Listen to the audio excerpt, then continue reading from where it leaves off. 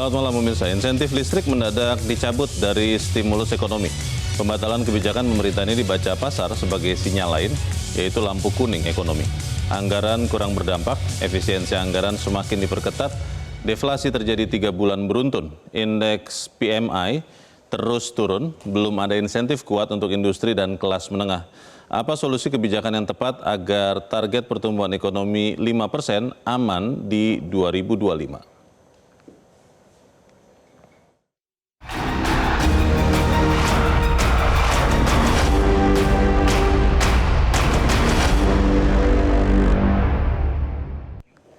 Pelemahan perekonomian global dan perekonomian Indonesia ada di depan mata. Indonesia langsung bertindak. Bonus dan diskon untuk masyarakat terus diberikan pemerintah. Yang terbaru, Senin 2 Juni kemarin, pemerintah memberikan sejumlah diskon dan bonus untuk masyarakat. Yang pertama adalah diskon transportasi untuk bulan Juni dan Juli tahun ini pada momen libur sekolah. Sekali lagi, ini hanya saat libur sekolah. Antara lain diskon tiket kereta sebesar 30%, diskon tiket pesawat berupa PPN yang ditanggung pemerintah atau DTP 6%, diskon tiket angkutan laut sebesar 50%.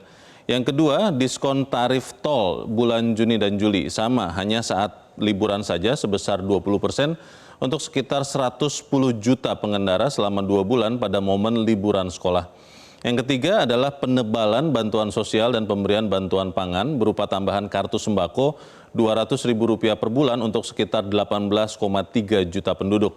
Juga bantuan pangan 10 kg beras untuk sekitar 18,3 juta penduduk selama bulan Juni-Juli yang disalurkan satu kali di bulan Juni 2025. Yang keempat adalah bantuan subsidi upah BSU, yaitu bantuan subsidi upah sebesar Rp300.000 per bulan untuk sekitar 17,3 juta pekerja atau buruh dengan gaji di bawah 3,5 juta rupiah atau sebesar UMP atau kota atau kabupaten.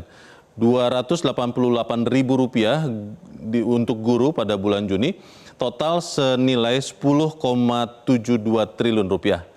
Yang kelima adalah perpanjangan diskon 50% iuran jaminan kecelakaan kerja atau JKK senilai Rp0,2 triliun yang berasal dari dana non-APBN.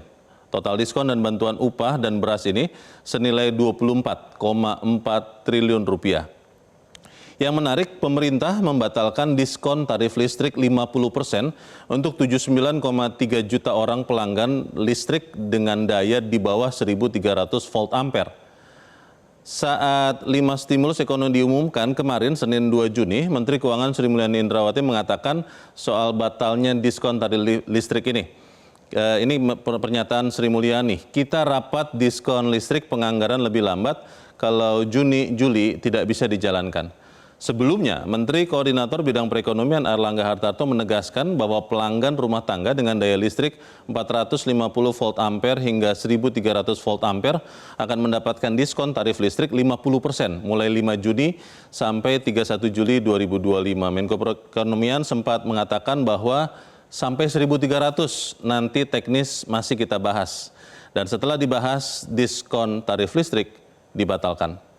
Diskon tarif listrik memang batal, namun pemerintah yakin 5 stimulus ekonomi akan sanggup menjadi pengobat perlambatan pertumbuhan ekonomi nasional, mencegah deflasi beruntun, dan memperbaiki penurunan Purchasing Manager Index atau PMI. Dan pemirsa, inilah daftar 5 stimulus ekonomi, strategi yang diyakini ampuh oleh pemerintah untuk mengamankan laju ekonomi Indonesia. Namun bagaimana jika soal pembatalan diskon listrik justru dibaca oleh pasar sebagai sinyal kegamangan pemerintah menghadapi situasi perekonomian? Pemirsa, tetaplah bersama kami. Top Ekonomi akan kembali hadir dengan narasumber terpercaya sesaat lagi.